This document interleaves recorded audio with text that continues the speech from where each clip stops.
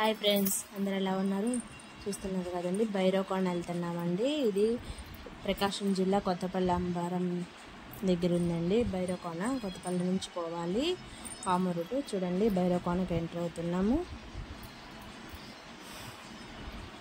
ఇక్కడ పార్కింగ్ కూడా చేసుకోవచ్చు అండి. అంటే మామూలు ఇప్పుడు పార్కింగ్ చేసుకోవచ్చు. కార్తీక పౌర్ణమి వరకు గద్దె బండి అని ఉందండి, ఆడనే పార్కింగ్ ప్లేస్ వదులుతారు. చూడండి, ఇదంతా పెద్ద జలపాతం అండి. పైనుంచి రెండు కొండల మధ్య నుంచి జలపాతం నీళ్ళు కారుతుంటుంది. వర్షం వచ్చినప్పుడు ఎప్పుడూ వస్తూనే ఉంటాయండి నీళ్ళు. పెద్దగా కారుతూనే ఉంటుంది జలపాతం మటుకు. చాలా ఇప్పుడు ఇలా పెట్టేశారు కదండి. ఇంతకుముందు మేము చిన్నప్పుడైతే ఆడ కారుతున్నప్పుడే జలపాతం చక్కగా కిందనే ఉండి స్నానాలు చేసేవాళ్ళము. ఇలా ఒక 2 సంవత్సరాల కిందట ఒక అతను చనిపోయిందండి పోర్చుకు నీళ్ళు రావడంతో. అందువల్ల అది అలా పెట్టేశారు. చూడండి, ఇది ఎంత బాగుందో. వీరు సెంటిమెంట్గా ఈ ప్రకృతి ఈ భైరవకొండలో సెంటిమెంట్గా ఫీల్ అయ్యేవాళ్ళు కూడా చాలామంది అండి. ఈ ప్రత్యేకత ఉందండి. కార్తీక పౌర్ణమి రోజు బాగా విశిష్టంగా చేస్తారు. ఇంకా జనం అయితే ఆ రోజు ఫుల్గా వస్తారు. మేము ఉదయాన్నే వచ్చిందన తక్కువ ఉన్నారు. మేము వెళ్ళేటప్పుడు చాలా జనం వచ్చారండి. ఇక్కడ ఫుల్గా ఉన్నారు. చూస్తున్నాము, ఇలా మునిగి దాని కింద కట్టించారండి తొట్ల మాదిరిగా. పెద్ద ఆంజనేయ స్వామి విగ్రహం అండి.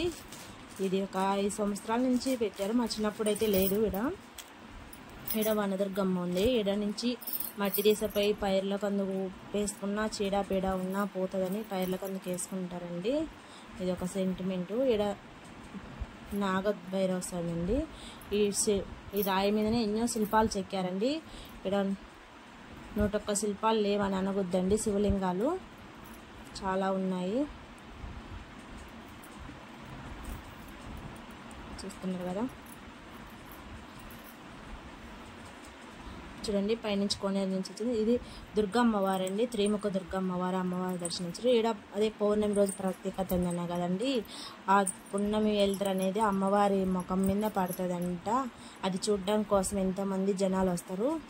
అదే అండి ప్రత్యేకత. ఇక్కడ పిల్లలు లేని వాళ్ళకు కూడా ఇక్కడ ముక్కోని నైట్ నిద్ర చేస్తే ఫలం ఉంటుందని సెంటిమెంట్ అండి. తప్పేం లేదండి. మా జయ చెప్పిందని మా అమ్మ మా నాన్న చెప్పారు మాకు. మా జయకి పిల్లలు లేకపోతే ఇక్కడ చిన్నతేనే ఫలం అందిందని. చూడండి, ఇక్కడ కాలభైరవ వస్తుందండి ఎదురుగా.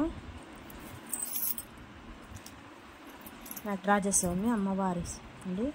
ఇక్కడ శివయ్యకు అభిషేకం చేస్తున్నారు. ఇక్కడ గృహలే అండి. మామూలు నిగులన్నట్టు వెళ్తారేమో ఉండదని గృహలో